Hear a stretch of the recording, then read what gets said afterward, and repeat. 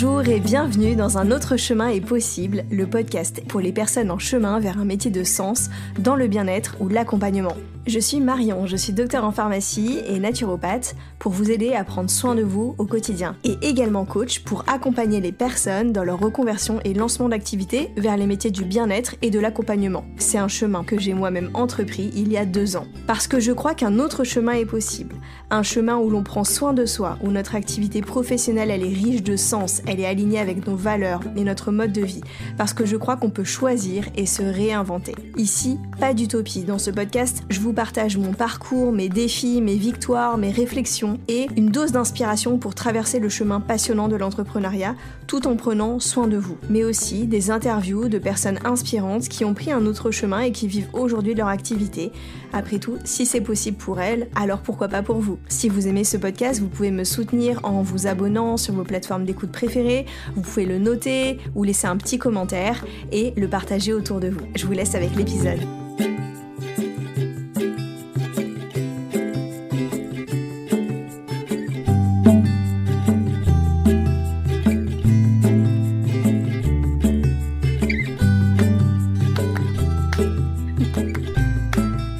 Bonjour à tous, je suis ravie de vous retrouver pour la saison 2 du podcast Un autre chemin est possible.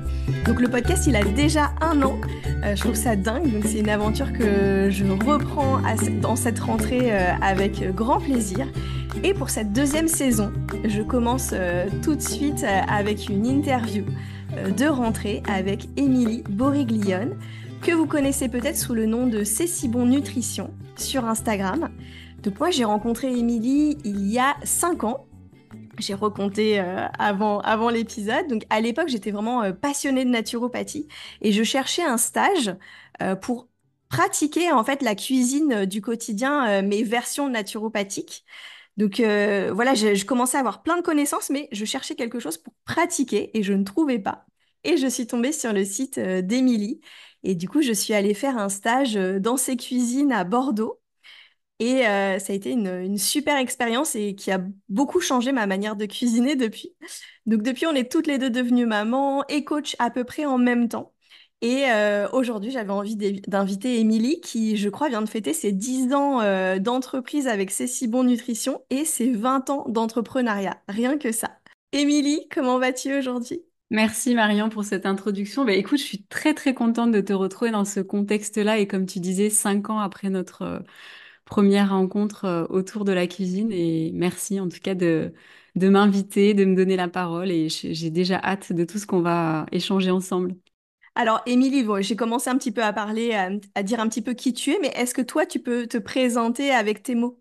Alors, je dirais que je suis entrepreneur avant tout, parce que comme tu disais, presque 10 ans avec ces si bons d'entrepreneuriat, donc autour de l'alimentation naturelle, et 20 ans d'entrepreneuriat au compteur avec mes autres activités entrepreneuriales, puisque j'ai été quasiment que entrepreneur dans ma vie, donc ça me définit quand même pas mal l'entrepreneuriat. Et donc, comme tu disais, je suis aussi maman d'un petit garçon, et je dirais que je suis aussi une femme passionnée je dirais par la naturopathie, par la cuisine, par tout ce qui touche le vivant.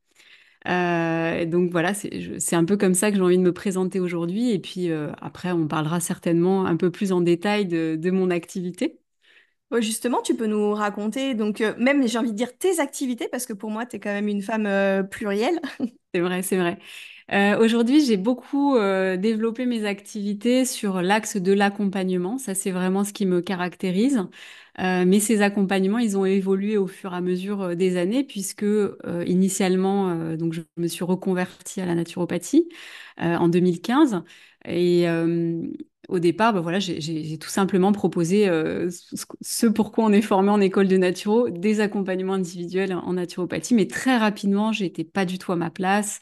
J'ai été artisan pendant des années, donc j'ai beaucoup bougé, j'étais beaucoup dans la fabrication, dans la création, et il m'a manqué cet aspect créativité que très rapidement j'ai trouvé à travers la cuisine. Mais parce que j'ai répondu à un besoin aussi, je voyais des personnes défiler dans mon cabinet en 2015 et je voyais que on parlait d'alimentation, on parlait de mode de vie, et je voyais bien qu'elle me posait plein de questions en disant, mais ok, tu parles de la cuisson vapeur, tu parles du wok, tu parles des huiles, mais moi, comment je fais? Où est-ce que je trouve ces produits et comment je les transforme derrière? Et du coup, la cuisine a pris une grande place dans mon activité. J'ai osé, je peux le dire osé parce que c'était pas forcément quelque chose de très commun à cette époque-là, pas encore complètement aujourd'hui, me lancer vraiment dans la cuisine et proposer des ateliers de cuisine, des stages en cuisine. C'est aussi comme ça qu'on s'est rencontrés autour de la cuisine naturo pendant jusqu'en 2019. C'est ce que j'ai proposé quasiment à temps plein. Et donc, c'est une activité qui s'est vraiment très bien développée et dans laquelle je prenais énormément de plaisir parce que je trouvais que la cuisine est un moment où on partage. Il y a une autre relation qui se crée dans l'accompagnement à travers la cuisine, puisqu'on mange ensemble, on échange sur nos souvenirs gustatifs, culinaires. C'est aussi un héritage familial, la cuisine. Et petit à petit, cette activité, elle s'est transformée. Bon, après, je pense qu'elle s'est transformée à travers l'actualité aussi, puisqu'en 2020, on a été tous confinés chez nous. Donc, c'est une activité que j'ai digitalisée cette année-là. Et petit à petit, je me suis posé la question de qu'est-ce que j'avais envie de faire de ces ateliers de cuisine, puisque une fois que le digital était lancé, bah, j'ai envie de dire, il y avait plus de, il y avait plus de barrières, hein. Je pouvais faire tout ce que j'avais envie. Et donc, j'ai mis en pause les ateliers en présentiel. Ça a été pendant un temps pour les particuliers en digital et j'ai eu énormément de professionnels qui m'ont questionné, mais aussi de particuliers pour savoir si quelqu'un reprenait les ateliers en présentiel. Et je me suis dit, bah, pourquoi pas former les professionnels à la cuisine naturo. Et en même temps, j'avais cette petite idée de me dire, il y a la cuisine, donc on a envie de savoir comment j'ai créé ces ateliers de A à Z.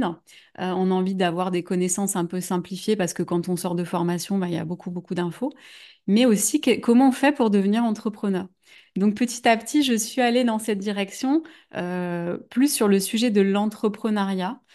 Puisque bah, je me suis dit, j'ai quand même voilà, pas mal d'années d'entrepreneuriat derrière moi. Je me suis beaucoup questionnée sur mes challenges et qu'est-ce qui s'était passé dans mon parcours. Et donc, du coup, j'ai eu envie aussi de transmettre tout ça. Donc, on s'est retrouvés aussi toutes les deux en formation de coaching, puisque j'ai voulu rajouter dans ma boîte à outils le coaching, qui est un outil hyper puissant et je pense on est vraiment d'accord là-dessus. Et j'ai rajouté aussi le FT parce que j'ai vu à quel point la gestion des émotions, le mindset était hyper important quand on était entrepreneur. Donc, mon activité, elle a vraiment évolué comme ça au fur et à mesure des années et je pense qu'elle va encore évoluer pendant les prochaines années. Oui, en fait, elle continue d'évoluer avec toi et on en reparlera peut-être justement dans la suite de l'épisode. Peut-être que on va revenir un petit peu à la genèse de tout ça, à tes débuts. Donc comment t'en es arrivé là? Parce que là, tu nous as raconté le switch en fait des dernières années depuis 2020 à peu près. Mais tu disais avant, tu étais artisan, t'as pas toujours été naturopathe dès le début. Donc qu'est-ce qui s'est passé? Comment tu t'es lancé? Alors déjà, la naturopathie faisait partie de ma vie, c'est-à-dire que j'ai eu la chance, dès mon plus jeune âge, d'avoir une naturopathe dans mon environnement familial. Et donc, du coup, d'avoir cet accompagnement, cette sensibilité au bien manger, à la cuisine. Je me faisais masser, j'ai vraiment des souvenirs de me faire masser très, très jeune. Et donc ça a quand même fait partie longtemps de ma vie. Et puis, je me suis lancée dans cette première activité professionnelle d'artisan. Et là, j'ai envie de dire un peu par hasard parce que au départ, j'étais plutôt en mode études. J'étais en prépa Sciences Po, je voulais préparer mes concours. Donc voilà, j'étais vraiment dans un environnement très très études, mais j'avais aussi quand même cette envie d'être libre financièrement. Et donc, cette idée de me lancer en tant qu'entrepreneur, ce qui à l'époque, je me disais pas je me lance en tant qu'entrepreneur, c'était juste de me dire est-ce que je pourrais gagner de l'argent? Je cherchais des petits jobs d'été, personne ne voulait de moi parce que j'étais trop absente, parce que j'avais des concours à droite à gauche pour passer mes concours Sciences Po. Et un jour, j'ai dit à mes parents, bah, j'ai envie de vendre mes créations sur les marchés puisque j'étais quelqu'un d'hyper créative et donc je fabriquais des bijoux. Mon père, qui travaillait dans le cuir, m'avait formé au métier du cuir, donc je faisais des petites bourses, des petites pochettes, des ceintures et je me suis dit, mais pourquoi je pourrais pas vendre ça sur les marchés? Donc un peu jouer à la marchande, tu vois. Pour moi, c'était aussi simple que ça, mon idée de je me lance. Et donc à ce moment-là, bon, mes parents m'ont dit on va se renseigner, on va voir. Ils arrivent à l'URSSAF et la dame leur dit mais vous savez, enfin donnez-lui de l'argent de poche, ce sera beaucoup plus simple parce qu'à l'époque j'étais mineure. Moi j'étais quand même, voilà, quand j'avais une idée en tête, j'étais bien accrochée. Mes parents m'ont suivi Et j'ai eu comme ça mon numéro de ciré. Et là, il a fallu que je structure un tout petit peu le truc parce que finalement, vendre sur les marchés, ça veut dire avoir un stand, avoir des produits, fabriquer les produits. Et donc, petit à petit, je me suis mis un peu dans cette énergie-là, me dire, bah, le matin, je produis, le soir, je vends. Et j'étais vraiment dans un environnement d'artisans. Donc, vraiment, à l'époque, ça voulait encore dire quelque chose, hein, parce qu'il y a 20 ans, l'artisanat était vraiment reconnu. Et en fait, ça s'est fait comme ça, assez naturellement, de commencer à vendre mes créations. Ça a hyper bien fonctionné. Je me souviens d'avoir des clients qui venaient un peu partout en France pour acheter mes créations, que je revoyais chaque année en plus, hein. Et donc, bah, je suis devenue entrepreneur comme ça. Mais dans ma tête, je me sentais pas du tout entrepreneur. Je me disais juste, bah, je suis créatrice de bijoux, je vends mes créations sur les marchés. Enfin, je suis un peu une marchande. Ça me permet de payer mes études. Donc, je ne le voyais pas du tout comme une activité à part entière. Et c'est progressivement que cette activité, elle a pris beaucoup plus de place quand j'ai déménagé à Paris pour mes études. Et donc là, à ce moment-là, bah, voilà, je m'étais plutôt redirigée vers l'histoire de l'art. Voilà, je me cherchais encore énormément dans ce que j'avais envie de faire dans mon activité professionnelle, puisque je considérais pas du tout que j'étais dans une activité professionnelle finalement, en tant qu'artisan. Et ça s'est mis en parallèle de mes études et ça m'a suivi tout au long de mes études. Mais c'est vrai que quand je suis arrivée à Paris, là, j'ai eu vraiment une autre vision de ce que j'étais en train de faire depuis des années. Je me suis dit, ah, en fait, je suis artisan, oui, mais je suis créatrice. Et donc, je suis allée plutôt sur les marchés de créateurs. Je me suis référencée sur les sites de vente en ligne. Alors, c'était tout nouveau à l'époque, donc ça voulait dire faire des photos, faire des descriptions de produits, penser quelque chose d'assez harmonieux dans ses créations, d'avoir des produits qui soient dupliqués, parce que vendre un seul produit, ça voulait dire créer une fiche produit. Et donc, petit à petit, je suis allée dans cette direction en n'y connaissant absolument rien. Et puis un jour, une boutique me contacte en me disant, ben, on veut vos produits. Et donc là, je me dis, oh, mais il faut que je fasse un catalogue. Et enfin, voilà, tout est arrivé un petit peu comme ça au fur et à mesure. Ça a été des opportunités et ça m'a permis de me structurer, mais j'avais pas du tout anticipé. Voilà, moi j'ai juste répondu. Et donc ça, c'est quelque chose que j'ai découvert maintenant en 2024, c'est que moi, je réponds à l'extérieur. Dès qu'on me pose une question, ça me permet de passer à l'étape supérieure. Et puis, j'ai été invitée sur des salons professionnels. Donc, j'ai fait la Foire de Paris, je fais des salons pro à Villepinte. Voilà, je suis vraiment rentrée dans un peu plus l'environnement marque. Donc, j'ai créé un peu une image de marque, ce que je n'avais pas du tout fait les premières années. Et j'ai eu un procès qui m'a vraiment beaucoup affectée, puisque j'ai été attaquée au départ pour copie. Et finalement, ça s'est transformé en concurrence déloyale et parasitisme, ce qui sont quand même des mots assez forts. Et donc là, bah pareil, je me suis retrouvée dans un milieu et dans un environnement face à un obstacle, on peut le dire, pour le coup, que j'avais absolument pas anticipé. Moi, j'étais vraiment en mode cuicui les petits oiseaux. Je suis artisan créatrice. Je fais ce qui me plaît. Je suis en contact avec mes clients, c'est génial. Ils aiment mes créations. Je raconte mon histoire, c'est trop bien ok, là, on n'est plus du tout dans la cour de récré maternelle, hein, on est vraiment dans la cour des grands. Et c'est vrai que je me le suis pris vraiment comme une porte en pleine face, hein. Donc, il a fallu que je prenne un avocat, il a fallu que me défende, en fait. Et ça a été vraiment pour moi un gros stop, euh, physiquement aussi, moralement, mais physiquement. C'est là où j'ai vu vraiment que ma santé j'en prenais pas assez soin et que du coup, dès qu'il y avait ce paramètre-là, stress, qui prenait toute la place, mon corps répondait avec beaucoup de symptômes digestifs. J'étais souvent malade. Voilà, j'allais tout le temps voir le médecin traitant qui était en bas de chez moi. Vraiment, j'avais un abonnement où rien n'allait. Et donc là, ça m'a permis de me re-questionner sur bah, pourquoi je fais ça, est-ce que j'ai envie de continuer là-dedans? Et petit à petit, je me suis dit, en fait, j'ai pas vraiment choisi consciemment de faire ce que je fais aujourd'hui. C'était une opportunité et je la regrette pas.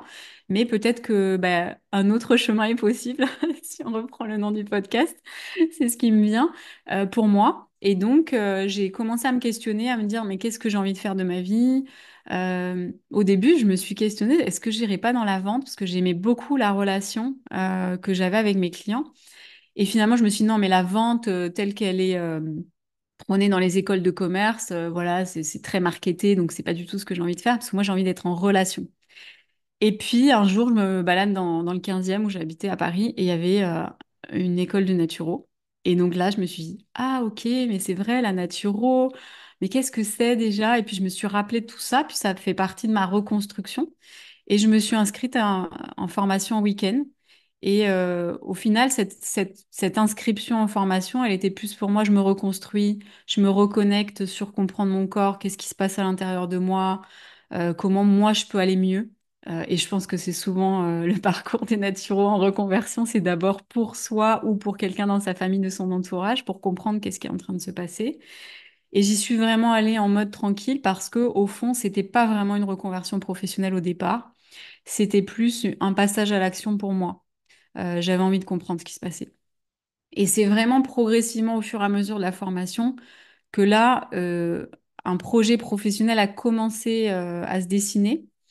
Mais la première année de formation, clairement, j'écoutais ce qu'on me disait, j'essayais d'appliquer des choses pour moi. Il y a plein de moments où je comprenais rien de ce qu'on me disait, hein. C'était très flou. J'avais plutôt un bac économie, j'étais plutôt très littéraire, donc le côté scientifique, pour moi, était très, très complexe. Donc, je me suis accrochée en me disant, en fait, t'es là pour toi. Donc, il n'y a pas d'enjeu. Donc, c'est grâce à cet état d'esprit de, il n'y a pas d'enjeu, tu le fais pour toi, t'es pas dans un projet pro, plutôt, c'est vraiment pour toi, qui m'a permis de surmonter, cette étape de je comprends rien. En fait, c'est trop flou. Et c'est vraiment la deuxième année où là, je me suis dit, OK, je commençais à beaucoup en discuter autour de moi, à mes amis, à ma famille. On me posait plein de questions. Donc, comme je réponds beaucoup à l'extérieur, ça a commencé à structurer quelque chose dans ma tête.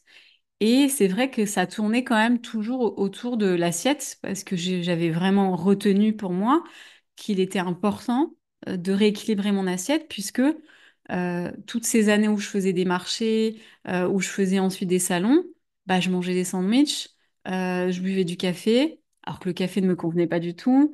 Ça m'arrivait de boire des sodas. Voilà, j'étais clairement pas dans une alimentation équilibrée, alors que j'avais quand même été élevée dans un environnement d'une alimentation équilibrée. Donc, le stress et la vie active avaient pris le dessus sur mon équilibre alimentaire. Donc, ça a été la première chose que j'ai rééquilibrée.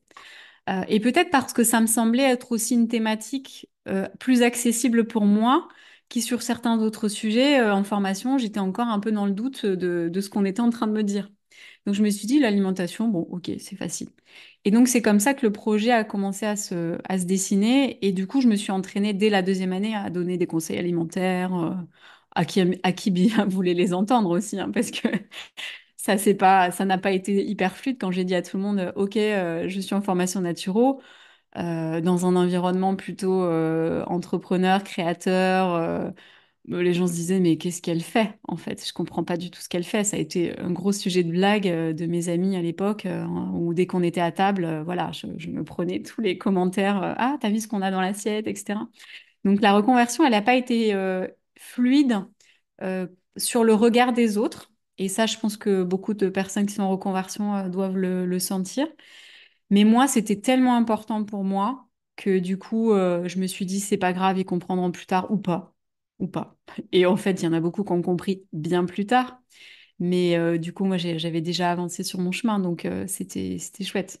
Et pendant ce temps-là, tu travaillais, tu avais une activité, donc tu gardais une activité pendant tes études. Comment ça s'est passé à ce moment-là? Oui, alors mon activité, mon entreprise, elle continuait à tourner. Je ne pouvais pas arrêter du jour au lendemain. Puis j'étais encore en procès, donc ce qui s'est passé à ce moment-là, c'est que j'avais à la fois mes salons, mes boutiques en ligne qui tournaient, mes boutiques pro qui continuaient à me faire des commandes.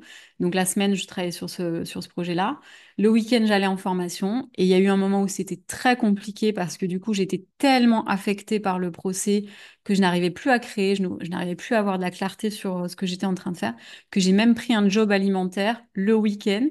Et là, ça a été un peu la bouée sauvetage pour moi parce que je me souciais plus de la partie financière.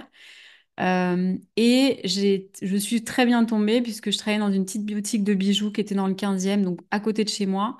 Et je bossais les week-ends et elle me laissait quand même les week-ends où j'étais en formation. Donc c'était mais vraiment parfait pour moi. Je n'aurais pas pu rêver mieux. Et surtout, c'est quelqu'un qui me soutenait, qui valorisait aussi ce que j'étais en train de créer dans la boutique parce que j'avais de l'expérience et qui avait énormément confiance en moi. Donc, on était vraiment dans une relation de confiance. Et ça m'a beaucoup soutenue parce que quand on est entrepreneur tout seul, il y a personne qui vient nous dire, mais ce que tu fais, c'est génial, bravo, etc. Et donc, moi, ça a été vraiment une bouée pour moi de me dire, il y a quelqu'un qui voit les efforts que je suis en train de faire, qui voit ce que je suis en train de traverser. Ça n'a pas été facile parce que clairement, j'étais en surmenage, hein. Je me souviens très bien que le premier jour à la boutique, je devais avoir 2 boutons de fièvre. J'étais dans un état de fatigue hyper avancé. Mais ça veut dire aussi que dans ces moments-là, ou même quand on est dans un état de fatigue, des fois se mettre en action sur quelque chose qui nous fait du bien, et pas être en mode allongé sur son canapé où j'aurais broyé du noir H24, m'a vraiment aidé à me sortir de cette situation. Et du coup, quand tu t'es lancée officiellement en tant que naturopathe, donc tu disais en deuxième année l'idée a germé, et à la fin de ta troisième année, tu t'es dit ça y est, je me lance et t'as fait le switch, comment ça s'est fait? Alors, ce qui s'est fait, c'est que moi, j'ai besoin d'acter symboliquement les changements. Et donc, ce passage s'est fait avec un déménagement. J'ai quitté Paris, j'ai déménagé à Bordeaux, alors plus pour des raisons perso, mais j'ai, j'ai vu cette opportunité pour moi de changement géographique comme un changement d'activité. J'avais beaucoup de mal à assumer ce changement d'activité à Paris parce que j'avais l'impression que c'était écrit sur mon front, voilà, maroquinerie, créatrice, etc. Et que je me suis dit, bon, je vais débarquer avec ma nouvelle casquette de naturo et en fait, personne va comprendre ce qu'elle fait. Et donc, le changement a été une opportunité de me présenter comme naturopathe quand je suis arrivée à Bordeaux. Donc ça m'a énormément aidée. Et puis j'ai quand même continué à me former l'année où je suis arrivée à Bordeaux. Mais voilà, dès Bordeaux, je me suis dit, voilà, j'ouvre mon cabinet. J'ai eu la chance de trouver une maison, il y avait une pièce inutilisée, donc j'ai pu lancer mon cabinet comme ça. Et puis tout de suite aller voir des magasins bio, aller à la ruche qui dit oui. Enfin vraiment, créer un réseau où là, c'était Émilie naturopathe et plus Émilie créatrice. Et ça m'a beaucoup aidé. Ah, ça a dû être libérateur et c'est marrant parce que effectivement j'ai pas mal de personnes autour de moi en école ou effectivement qui ont eu ce besoin de changer un peu de lieu comme on change d'identité professionnelle comme tu dis pour avoir cette liberté de se réinventer et comme tu t'as aussi pas mal parlé du regard des autres tout à l'heure pendant ta formation et en fait le fait d'avoir un regard neuf et où personne qui nous connaît ça peut être extrêmement libérateur pour oser se lancer en fait. Ouais, complètement. Et je trouve que quand on a des questionnements comme ça, de changement de vie, c'est intéressant de voyager aussi, de partir dans un autre pays pendant quelques temps pour justement être complètement coupé du regard des autres, parce qu'on est à la fois dans un monde différent, dans des règles de société qui des fois sont différentes et où on connaît personne. Et ça peut être libérateur justement pour aller se questionner dans un nouvel environnement sur ce qu'on a envie de faire. Et ça, c'est quelque chose que j'ai revécu dans mon activité récemment, ce changement, cette évolution d'activité où j'avais vraiment cette peur de me dire, mais on va pas me reconnaître dans cette nouvelle évolution. Donc, je trouve que c'est des changements qui sont pas anodins. Même dans la même activité, quand on a envie de toucher une nouvelle clientèle, donc moi, ça a été le passage des particuliers aux professionnels, j'ai mis énormément de temps à assumer, à vraiment dévoiler au grand jour ce changement de posture. Donc, je trouve que c'est des questionnements qui peuvent arriver à tout moment, à la fois quand on a réellement envie de changer d'activité. Moi, on me disait, mais comment tu as pu construire cette activité pendant toutes ces années et tout laisser tomber? Et là, il a fallu que je me raccroche à cette idée que en fait, c'est en train de me tuer. Cette activité est en train de me tuer, en train de me bouffer. Alors oui, peut-être que j'y ai consacré 10 ans de ma vie, mais qu'est-ce que j'ai envie de choisir pour moi? Donc peu importe que les autres voient tout ce que j'ai pu construire et bâtir. Si à un moment donné, le château de cartes il s'effondre sur ma tête, bon, ça n'a aucun sens. Et du coup, je l'ai vécu aussi dans mon activité plus récemment, ça fonctionne, pourquoi j'irai voir ailleurs alors que ce que j'ai construit fonctionne très bien, je vis de mon activité et c'est plus moi à l'intérieur de moi que je sens que j'ai envie et je suis appelée ailleurs, j'ai envie de faire évoluer. Donc c'est des passages qui peuvent être à la fois ça marche plus et je suis en train de m'effondrer physiquement et dans ma santé, ou ça marche mais dans ma tête c'est plus aligné. Ouais, t'as complètement raison, c'est des passages, comme tu dis, et des mises à jour et des mues, des sortes de mues qu'on vit. Ouais. Donc pour moi, c'est ça mes plus gros challenges et mes plus grosses difficultés, tu vois, que j'ai traversées. C'est moi par rapport aux autres et moi par rapport à moi aussi. Ouais, le regard que tu portes aussi sur toi-même, en quelque sorte. Ouais. L'identité que tu t'es construit est autorisée à t'en choisir une autre. C'est ça, on est dans des cases finalement. Et en fait, comment je fais pour sortir de ma case? Est-ce que la forme de ma case me convient? Est-ce que je peux être dans plusieurs cases en même temps? C'est des vrais sujets, hein. Et c'est intéressant que tu parles aussi, des fois c'est difficile de quitter quelque chose quand c'est douloureux, mais aussi quand ça marche bien, en fait, dans les deux cas. Ouais, complètement, complètement. Mais j'ai vécu les deux situations. Donc je peux dire que c'est challengeant dans les deux cas. Et du coup, comment ça s'est débloqué pour toi, C'est si bon Nutrition? Ça a tout de suite été C'est si bon Nutrition ou t'as pas eu tout de suite ce nom de marque? Tu t'es lancé d'abord en ton nom, comment t'as fait? Et quand est-ce que ça a décollé, en fait, pour toi, ton activité, ta deuxième activité, du coup? Ce qui s'est passé, c'est que en ayant une expérience entrepreneuriale précédente en tant qu'artisan créatrice, on va dire, j'avais déjà un nom de marque que j'ai développé assez tardivement. Et quand j'ai eu le procès, ça m'a aidé en fait. Je me suis dit, c'est génial d'avoir ce nom de marque parce que ça donne un peu de distance. Bon, il se trouve que durant ce procès, j'ai été attaquée à la fois dans mon nom de marque et à la fois personnellement. Et c'est là où j'ai pris conscience que ça avait énormément d'impact d'être attaqué personnellement sur ton nom, prénom. Et donc, en 2015, je me souviens très très bien dans la cuisine, dans notre cuisine à Paris, il y avait un tableau avec une craie et c'est comme ça que c'est si bon, nutrition, santé, plaisir a vu le jour.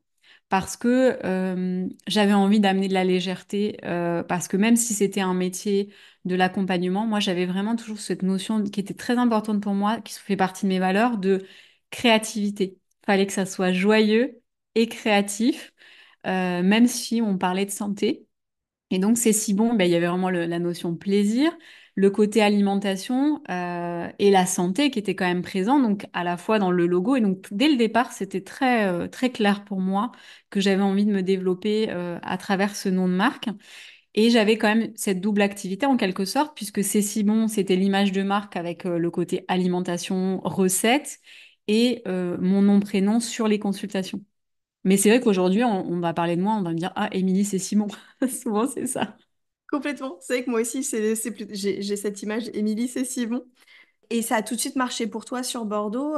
C'était il y a 10 ans. Du coup, le paysage en tant que pour la naturopathie n'était pas vraiment le même qu'aujourd'hui. Oui, ça a beaucoup changé. Alors, quand je me suis installée en 2015, il n'y avait pas beaucoup de naturopathes, mais il y en avait quand même. Alors, ce qui a tout de suite marché, c'est quand j'ai tout de suite assumé euh, de parler d'alimentation. Parce que finalement, la naturopathie, c'est quand même très large. Quand on sort d'école de naturo, voilà, c'est une hygiène de vie globale. On peut parler des émotions, il y a le massage, et pour certains, il y a l'iridologie. Enfin, il y a énormément de thématiques qu'on aborde en naturo. Et moi, dès le départ, et ça, je pense que c'était parce que dès le départ dans la formation, j'étais tellement pas à l'aise dans les autres domaines que je me suis dit, bah, je prends le domaine dans lequel je peux aller, c'est la nutrition. Et donc, mine de rien, ce petit échec de ne pas me sentir à l'aise dans les autres domaines m'a été une force pour moi dans mon lancement parce que pour beaucoup de personnes en 2015, la naturo, ça veut tout et rien dire. Ça veut dire, je prends des huiles essentielles quand j'ai mal à la tête. Je sniffe des huiles essentielles quand j'ai mal à la tête, tu vois. On sait aujourd'hui que c'est pas du tout ça, hein.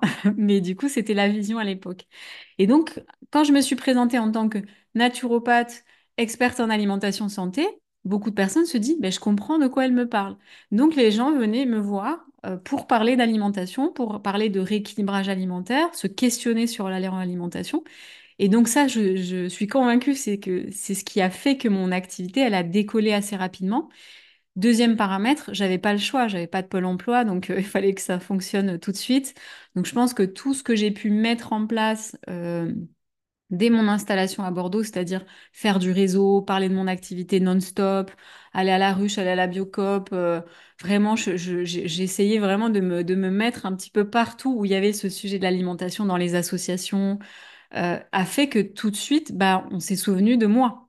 Et finalement, j'étais la seule à assumer et affirmer auprès de tous, je parle d'alimentation santé. Donc, j'avais pas de concurrence en quelque sorte dans la naturo alimentation santé. Oui, ce qui n'est plus le cas aujourd'hui. Aujourd'hui, le sujet de l'alimentation, il est beaucoup plus présent, je trouve, dans la naturo maintenant. Oui, complètement, parce que je pense que C'est un sujet qui s'est démocratisé. Le marché de la bio, il a énormément évolué ces dernières années. Moi, j'ai cette vision du bio depuis que je suis enfant, où quand je suis enfant, c'était des regroupements d'achats. Alors à l'époque, c'était pas hyper à la mode, où mes parents achetaient de la farine par 5 kilos. Les rayons bio, c'était vraiment trois produits qui se battaient en duel, ou des magasins qui étaient pas trop sexy. Aujourd'hui, il y a quand même une explosion du bio, des rayons bio, des magasins bio. Donc, c'est devenu un petit peu plus à la mode. Donc, forcément, le sujet de l'alimentation s'est énormément développé. Mais moi, j'ai eu la chance d'arriver avant. Et d'arriver avant et de développer avant ces ateliers. Ce qui fait que je pense que je suis devenue la référence dans ce domaine-là et que même si aujourd'hui il y a de la concurrence, et je pense qu'il faut qu'il y ait de la concurrence parce qu'il y a beaucoup, beaucoup, beaucoup de personnes à accompagner, chacun y va avec son identité, avec son énergie, avec sa patte, avec voilà, ses convictions. Et donc, du coup, c'est vrai que moi, je suis présente depuis autant d'années. Donc, finalement, il y a une relation de confiance qui s'est créée avec ma communauté parce que ça a aussi été le démarrage pour moi sur Instagram. Avant, les réseaux sociaux, dans mon ancienne activité, j'étais un peu sur Facebook. Bon, voilà, je savais même pas ce que c'était un hashtag. Voilà, donc petit à petit, les réseaux sociaux m'ont aussi permis de maintenir le lien avec une communauté bah, depuis maintenant 10 ans. Et j'ai des personnes qui me disent, mais je te connais depuis le tout début, c'est trop chouette de voir comment tu as évolué, comment tes offres ont évolué. Donc le passage à l'action aussi de certaines personnes dans ma communauté a pris pas mal d'années, dans les ateliers, dans les stages, des fois dans des conférences. Voilà, ça s'est fait au fur et à mesure. Ouais, t'as raison de... En fait, à la fois, tu t'es développé, t'as eu ce développement local et en même temps ce développement digital et qui ont permis des gens de te suivre depuis aussi longtemps. Tu parlais tout à l'heure de tes difficultés et les challenges que tu avais rencontrés, mais est-ce qu'à un moment, donc c'est peut-être plus tard parce que là, tu nous parles de le moment où tu t'es lancé, ça marchait bien, mais est-ce qu'à un moment tu t'es dit que tu pouvais, t'as traversé vraiment un échec ou autre que dans la partie créatrice, où tu t'es dit que tu allais arrêter ce que tu faisais en Alors, fait? si je reviens sur le sujet du challenge, j'en ai eu plusieurs et c'est des challenges qui sont très différents, il y a des échelles différentes et je trouve que c'est important d'en parler parce qu'aujourd'hui on en parle peu finalement sur le côté Instagram de la vie parfaite. On a l'impression qu'il y a des entrepreneurs qui réussissent tout et d'autres non. Mais j'ai eu plusieurs challenges, c'est que quand j'ai décidé de lancer les ateliers, j'ai eu ce challenge de me dire, est-ce que je vais trouver un lieu? Donc j'ai commencé à sous-louer une cuisine, ce qui a été challengeant pour moi parce que j'avais jamais fait, donc il y avait plein de choses à mettre en place. Et quand ça a commencé à bien marcher, nouveau challenge, je me rends compte que le mec craque et me donne un loyer qui est complètement exorbitant. Donc tu commences à avoir un palier dans ton activité où ça commence à super bien rouler, et là, tu n'as plus de lieu.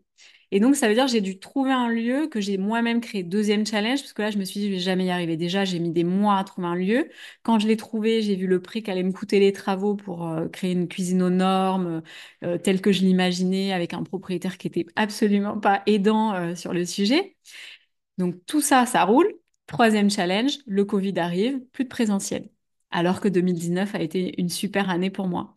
Donc à chacune de ces étapes, je me suis toujours dit, ouais, peut-être que je vais arrêter, peut-être que ce que je suis en train de faire est complètement farfelu, que je vais pas m'en sortir, etc.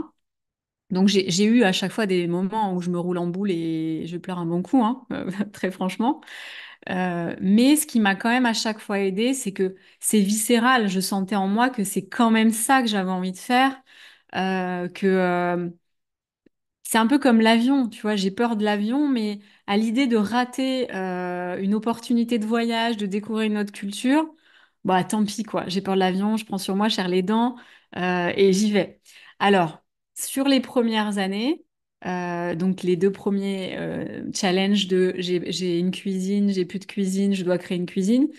C'est une période de ma vie où clairement je n'ai pas suffisamment pris la mesure de ce qui était important pour moi, c'est-à-dire me faire accompagner.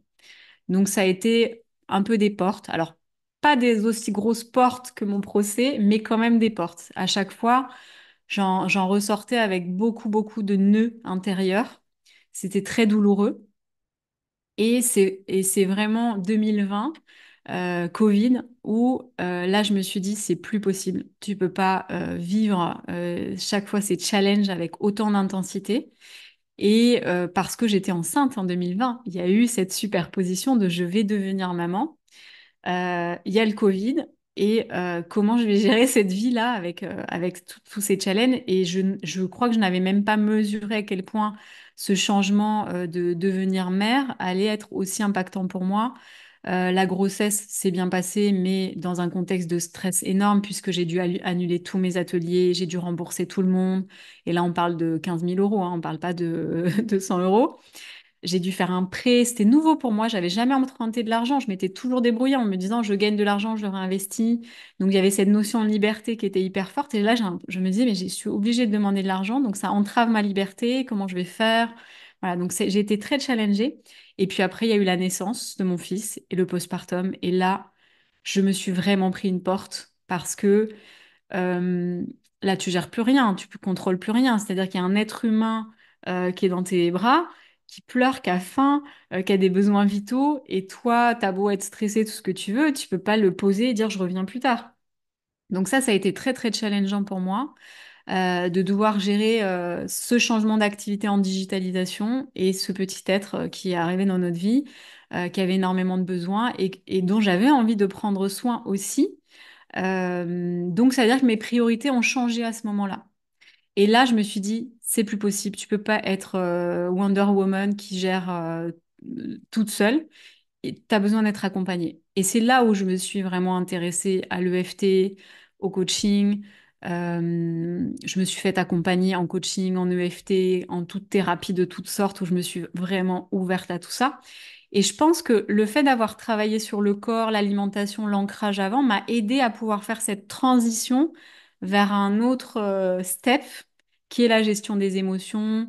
Parce que je pensais avant que je gérais mon mindset, mais en fait c'était un mindset de je rentre dans le mur et puis on verra bien en fait. Tant pis si je m'ouvre la tête, tu vois. Et puis si je m'ouvre la tête, je mets du scotch et j'avance, tu vois. Et donc forcément là, je me suis dit c'est plus possible parce que j'étais trop fatiguée. Mon fils enfin, on a eu de gros sujets, on en a déjà discuté toutes les deux, mais sur le sommeil. Et donc, en fait, quand t'es crevé, que tu dors pas, que tes neurones, ils se touchent plus, moi, j'ai vraiment eu l'impression d'avoir mes neurones qui se retouchent au bout de 2 ans, tu vois. C'est quand même hyper long.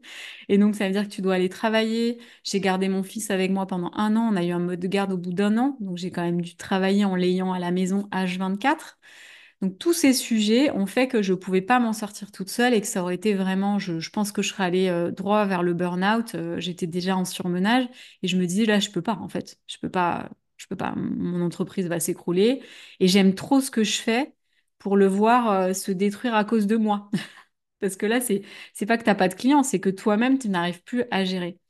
Donc, je me suis questionnée sur tous ces sujets. Je me suis fait accompagner. J'ai délégué aussi dans mon entreprise. C'est à ce moment-là que je me suis dit, il faut que je délègue. Je peux plus tout gérer moi-même. Euh, et donc, il faut que je trouve quelqu'un pour travailler avec moi. Donc, j'ai commencé à avoir une assistante digitale. Et là, ça m'a permis de sortir de la solitude de l'entrepreneur parce que la solitude de la mère. Donc, j'avais créé un petit réseau de mamans. Ça m'a énormément aidée puisque moi, j'ai eu la chance d'accoucher à la maison et d'avoir un petit groupe de mamans qui accouchaient le même mois que moi. Et donc, on avait un petit groupe WhatsApp et ça a été ma tribu, ça m'a énormément aidée. Et à nouveau, j'ai créé cette petite tribu au niveau entrepreneurial où voilà, j'ai créé des petits masterminds, où j'ai discuté avec des entrepreneurs. Et donc, le Covid a quand même aidé là-dedans parce on était tous sur le même niveau, c'est-à-dire qu'on a tous vu notre activité plus ou moins tous, parce qu'il y en avait qui étaient déjà en digital et qui étaient certainement avancés, mais tous ceux qui étaient en présentiel, on s'est tous retrouvés au même moment. Et donc, du coup, ça m'a quand même aidé à me dire, je suis pas toute seule, parce que moi, j'avais besoin de me défaire d'un sentiment de honte qui, quand même, me suivait depuis pas mal d'années, de me dire, si j'y arrive pas, c'est la honte, quoi. C'est la honte, vraiment, je me mets en échec et les gens vont voir mon échec et donc je ne suis pas super forte et donc ça venait casser et effriter un peu cette image qui était hyper importante pour moi de je gère, quoi, je vais y arriver. En fait, je gérais que dalle. Je- J'avais l'impression de gérer, mais je contrôlais. Et donc, du coup, j'ai dû passer à vraiment l'étape d'après, c'est je lâche le contrôle et je fais confiance en la vie, à ce qui va pouvoir se présenter pour amener vraiment cette part de moi un peu plus vulnérable, mais qui aussi peut construire des choses assez incroyables. Et donc, ça m'a permis d'être, je pense, de passer un niveau en tant qu'entrepreneur et de passer un niveau en tant que femme, qu'accompagnante, de me dire, en fait, j'ai une sensibilité qui se développe et je peux apporter autre chose, quoi. C'est intéressant que tu reparles aussi de la posture d'accompagnante. Tu disais, moi, je suis dans l'accompagnement depuis le début. Comment tu mixes entre justement deux énergies qui est celle de l'accompagnante et celle de l'entrepreneur? Parce que ce sont deux énergies qui sont très différentes. Eh ben, c'est une bonne question que je me suis jamais posée en fait, tu vois.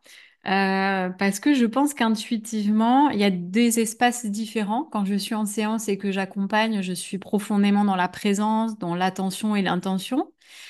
En revanche, il y a des temps pour moi dans la semaine où je suis vraiment dans la vision, dans mon plan d'action. Euh, et du coup, forcément, c'est des énergies qui sont différentes. Et moi, j'aime être cette multicasquette, ce couteau suisse. Voilà, j'ai vraiment, j'aime faire des choses qui sont différentes, donc j'aime naviguer entre ces eaux-là. Alors, je suis méfiante quand même parce que des fois, ça peut aller un peu griller certains moments mon système nerveux.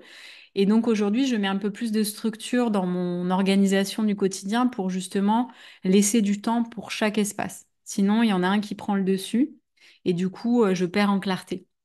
Donc ça fait partie aussi de ma personnalité. Mais c'est vrai que c'est de prendre conscience que à un moment donné, on a besoin de structurer son entreprise pour passer à des étapes supérieures. Alors passer à des étapes supérieures, ça ne veut pas dire forcément que en chiffre d'affaires, hein. C'est juste déjà par rapport à soi, par rapport à l'énergie qu'on peut ressentir. Moi, ça m'a aidé. C'est-à-dire, j'ai envie d'incarner cette nouvelle version dans mon entreprise, c'est-à-dire qui prend soin de son entreprise, qui prend soin de moi dans mon entreprise et qui prend soin de moi en dehors de mon entreprise. Et du coup, j'ai dû apprendre à voir quelles étaient les tâches dans mon quotidien qui m'aidaient et qui me soutenaient dans ces trois parts-là. Donc, c'est-à-dire prendre soin de moi c'est dans mon entreprise, c'est-à-dire me laisser des temps de créativité, de vision, d'interaction avec d'autres entrepreneurs, donc avec les masterminds, avec mon équipe. Ensuite, prendre soin de mon entreprise, bah, c'est gérer les choses que des fois je gère très très mal, c'est que je déteste le plus dans l'entreprise, c'est la compta, les papiers, tout ça. Et en fait, le faire est aussi important pour prendre soin de son entreprise parce que je me suis aussi pris des portes à ces sujets-là parce que je m'y suis pas intéressée pendant des fois plusieurs mois et même une année tout entière. Et puis après, tu te tapes les régules de l'URSSAF, toutes ces choses qui sont très très désagréables et tu te dis, bah, je peux pas avancer sans ça. Et prendre soin de moi en dehors de l'entreprise, c'est me donner des temps off. Et ça, c'est très très difficile pour moi parce que j'adore ce que je fais. Et je pense qu'avoir un enfant m'a aidé parce que j'adore passer aussi des moments avec mon fils.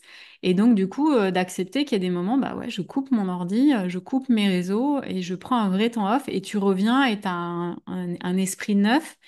Et contrairement à ce qu'on peut croire, c'est que couper ne veut pas dire ne pas travailler parce qu'au fond, on nourrit notre créativité, on nourrit notre repos mental, physique, enfin, sur tous les plans, quoi. Cette vision très holistique qui est chère à la naturopathie. Oui, et j'aime bien quand tu dis prendre soin de son entreprise, c'est aussi s'occuper des choses qu'on n'aime pas faire. En fait, j'ai j'ai découvert ça très récemment et ça peut paraître fou parce que ça va faire 20 ans que je suis entrepreneur et j'ai mis des œillères sur toute cette partie administrative. C'est-à-dire qu'à chaque fois que je gérais l'administratif, c'était genre au dernier moment parce que j'avais pas le choix. Tu vois, je donne un petit exemple, mais pendant la période de Covid, quand j'ai dû faire mon prêt sur l'État, parce qu'à ce moment-là, par rapport à notre chiffre d'affaires de 2019, on a eu cette opportunité. Je dis, ça a été une opportunité quand même pour moi de pouvoir faire ce prêt à taux zéro. Là, je fais la demande à la banque. Donc déjà, rien que d'imaginer qu'il faut faire les papiers, je suis hyper angoissée parce que je me dis ça va prendre du temps, etc. Et en fait, je me rends compte que j'ai un de mes numéros de tiré qui n'est pas clôturé sur une ancienne activité. Alors, je ne sais pas pourquoi, mais en fait, je m'en suis pas occupée. Et donc, en fait, ça a failli faire capoter mon dossier. Donc là, je me suis dit, mais tu te rends compte que à cause de ça, tu as failli ne pas avoir ton prêt. Donc ça a été un sujet où je me suis dit, c'est pas possible. Deuxième petite anecdote, parce que j'en ai plein, j'ai commencé à être formatrice pour une école de naturopathie et on nous a demandé d'avoir un numéro de formateur. Donc là, pareil, j'ai procrastiné pendant des mois en me disant, oh là là, faut monter le dossier, le CERFA. Bon, tu vois, rien que CERFA, j'ai pas du tout envie d'y aller. Il faut retrouver tous les papiers, les diplômes. Et je suis quelqu'un d'organisé, je tiens à le dire, j'ai quand même un drive qui est très structuré. Donc en fait, c'est pas un problème de pas retrouver mes papiers sont rangés. C'est juste l'idée de consacrer du temps à faire cette tâche-là, alors que moi, j'aime plutôt être avec mes clients et être en train de créer des nouveaux produits.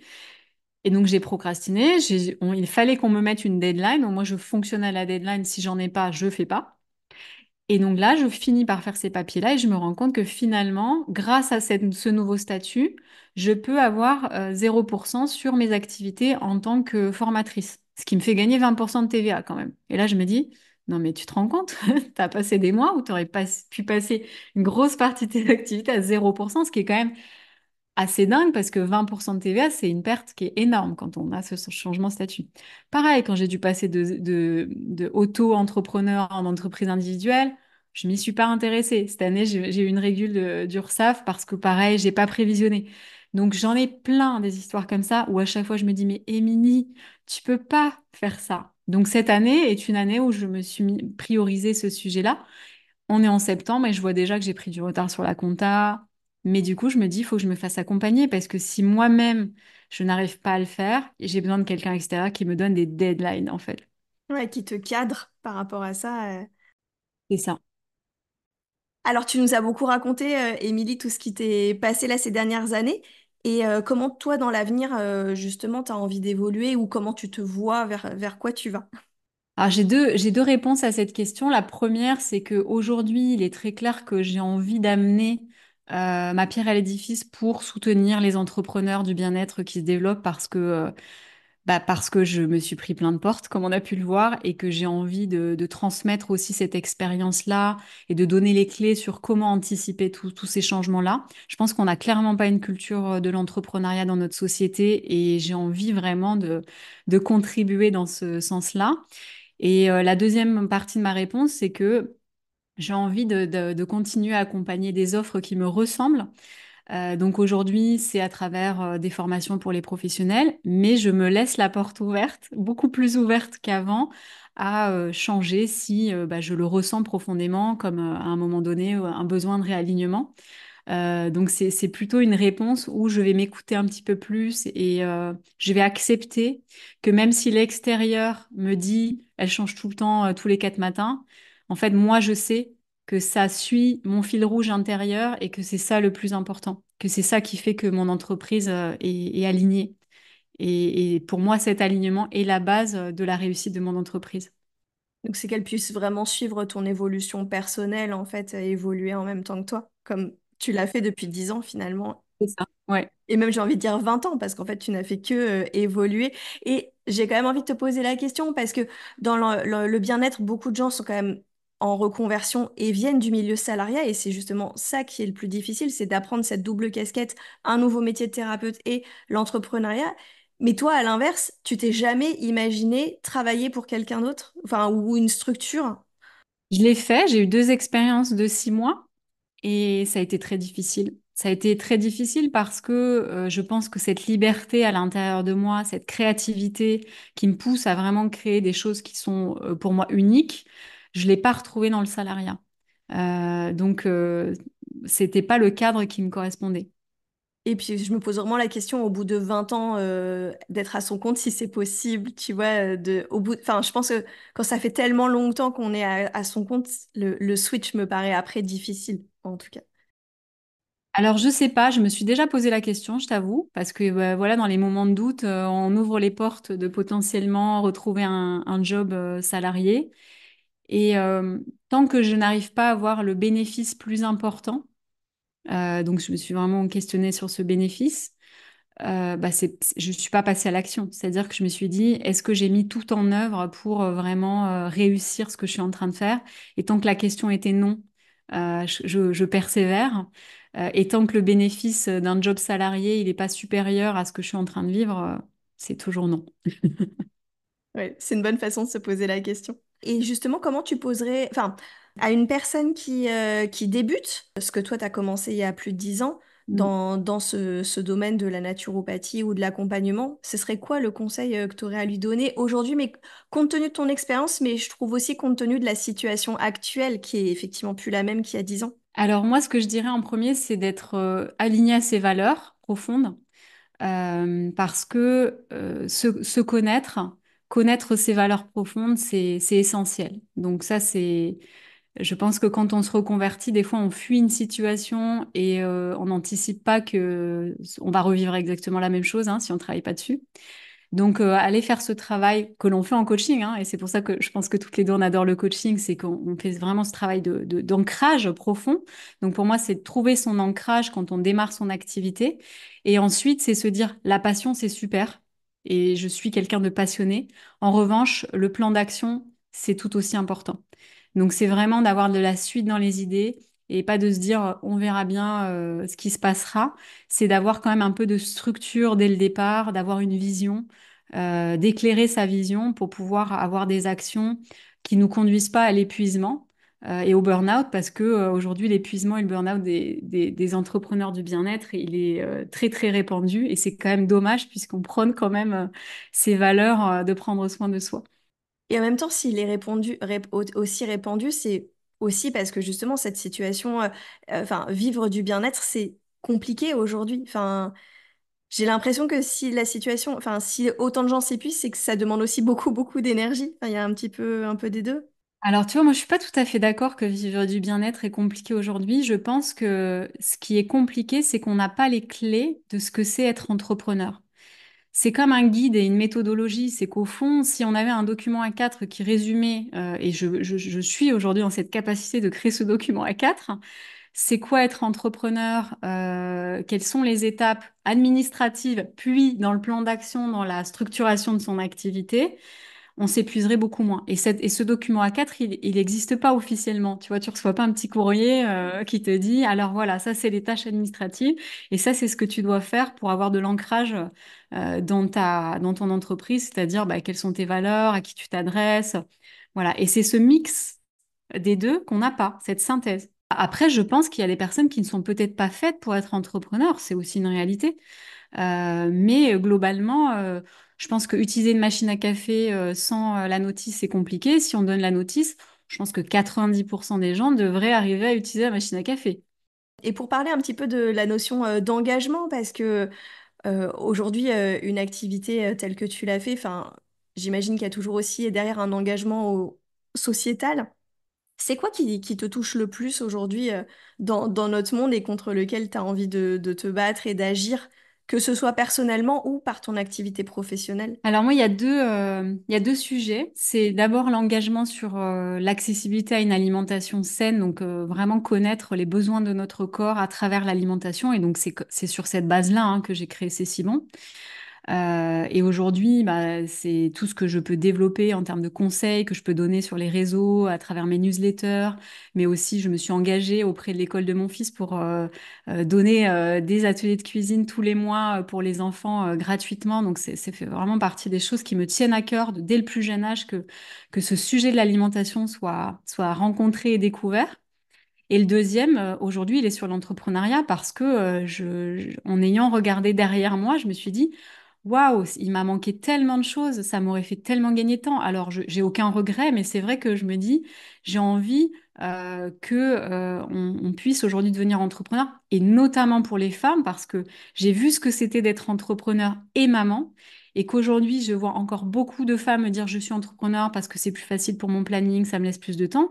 Et moi, je me dis, mais attends, juste il y a un moment donné, être entrepreneur, c'est aussi, ça demande du temps pour son entreprise. Et donc, si on jongle entre préparer les repas pour les enfants, faire les lessives, aller chercher à l'école, etc., l'entreprise, elle n'a pas vraiment le temps, de se développer.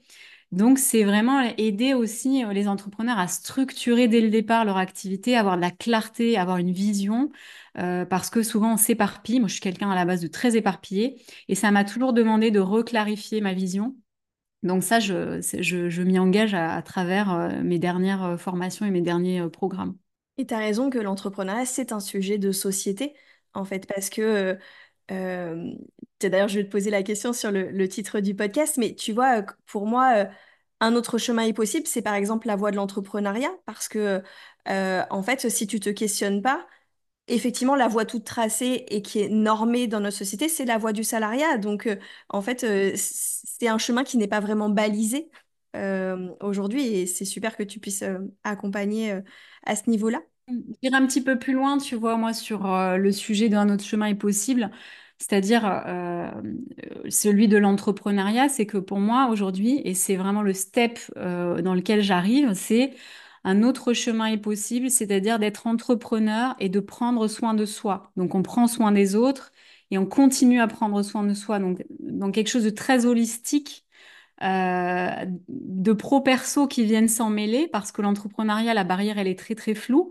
Et je m'engage aujourd'hui à vraiment faire en sorte de simplifier les choses pour les personnes que j'accompagne pour que le bien-être soit aussi présent dans l'entrepreneuriat. Et comment toi, tu l'appliques pour toi, le bien-être? Alors, c'est un chemin de chaque jour, hein, on peut le dire. Mais c'est vrai que c'est déjà en me mettant vraiment des temps off de mon entreprise, en ayant un planning qui est un peu plus cadré qu'avant, parce qu'avant j'étais beaucoup à l'intuition et je me rends compte que bon, l'intuition ça va 2 minutes, mais le plan d'action clair, il est quand même bien plus bénéfique. Et il permet aussi de mieux déléguer. Et puis c'est surtout de continuer, même quand c'est difficile pour moi, à bien manger, à faire du sport, à passer du temps en famille, à couper dans mon activité, tout ce que je transmets, que ce soit l'EFT, le coaching, à me l'appliquer pour moi-même et à continuer aussi à me faire accompagner parce que sinon, enfin, s'auto-coacher, ça marche un petit peu, mais il y a quand même des limites. Ouais, complètement, je suis d'accord avec toi. Et c'est quoi ton actualité là en cette rentrée? Alors aujourd'hui, on va être sur le lancement de la formation pro La Cuisine Naturo. Donc, c'est une formation professionnelle que j'ai créée l'année dernière et qui me trottait dans la tête depuis des années. Et donc, cette formation, elle a pour but de à la fois devenir expert en cuisine santé sur vraiment le côté pratique, passer de la théorie à la pratique, parce que je pense que c'est vraiment une manière de développer son activité comme j'ai pu le faire il y a quelques années et de se démarquer de, j'ai envie de dire, l'océan des naturopathes aujourd'hui. Donc, dans cette formation, j'ai vraiment voulu simplifier toute la théorie qu'on a pu apprendre en formation et la relier à la pratique. Donc, toi, tu connais puisque tu as fait un stage avec moi. Donc, c'est à travers différents modules de la pratique en cuisine ensemble. Donc, c'est une formation digitale. Et l'autre volet de la formation qui me tient à cœur et qui finalement est vraiment ce mix de mon parcours, c'est vraiment accompagner à se professionnaliser en tant que expert en cuisine santé naturopathe, c'est-à-dire créer des ateliers, créer des offres qui nous ressemblent, savoir quelles sont nos valeurs, comment les vendre, comment penser avec clarté et structurer son activité. Donc, je les accompagne à travers des lives coaching et mentorat tout au long des 6 mois de formation à voilà, penser le projet en plus de le mettre en parallèle avec toutes ces connaissances voilà, qu'elles vont acquérir au fur et à mesure des mois. Donc, la première promo, elle est en train de se terminer là avec plein de retours positifs, avec des femmes là que je vois vraiment se développer, se déployer, avec chacune voilà, des clients de cœur qui sont différents, donc avec des ateliers qui sont uniques, parce que moi, le but à travers cette formation, c'est pas de faire un copier-coller de C'est si bon, c'est vraiment de développer une activité qui leur ressemble. Et vraiment, j'ai trop hâte là dans les prochaines semaines de communiquer sur toutes ces femmes là qui vont se développer à travers la France, mais aussi la Suisse, à travers des ateliers pratiques en cuisine naturelle. Mais ça, c'est génial parce que ça permettra aussi de savoir quand on cherche justement.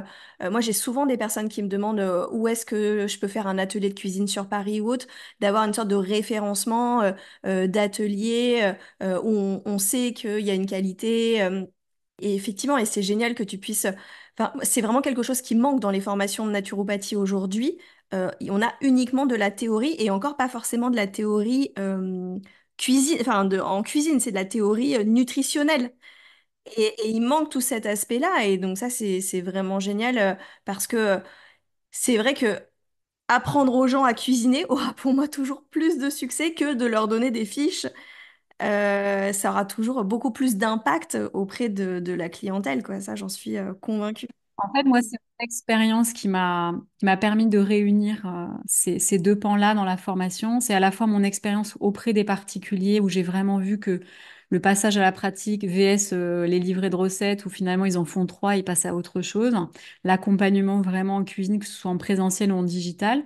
Et à la fois, quand j'ai commencé à être formatrice en école de naturo, j'avais à la fois le TD Nutrition qui permettait d'aller un peu plus loin dans la pratique, découvrir les produits, et à la fois le TD Développement Projet, où je me suis dit, mais en fait, il y a un mix à faire entre les deux, une synthèse, parce que moi, mon but, c'est vraiment de rendre accessible aussi l'information, parce que quand on se lance, il y a tout un travail de synthèse de ce qu'on a appris.